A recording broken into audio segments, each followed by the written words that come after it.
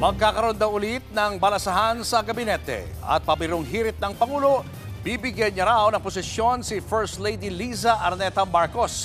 Nasa frontline ng balitang yan si Mobile Journal, Julie Baiza. Ngayong linggo, sunod-sunod ang mga resignation sa Malacanang.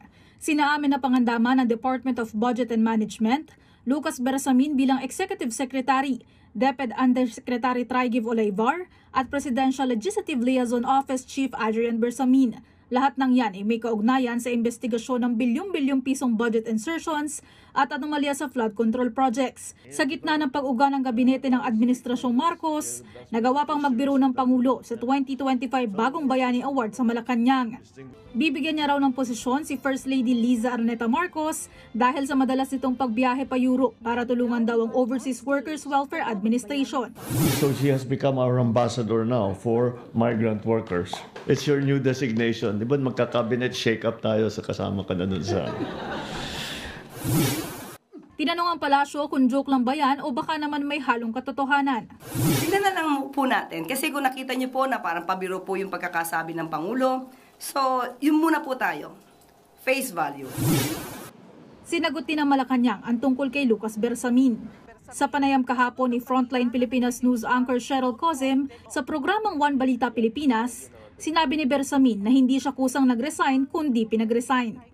Tinawagan daw siya ng isang taong malapit sa kanya na hindi taga Malacanang at sinabihan siyang bumaba na sa pwesto. But I just would like na to ituwid yung news na nag-resign ako out of delikadesa. Magandang pakinggan yun pero hindi naman yan ang nangyari. Ayon naman sa palasyo, ang pina-announce po sa atin ay galing sa palasyo at kung ano po naramdaman ni E.S. Bersamin, yun din po na ginagalang po natin.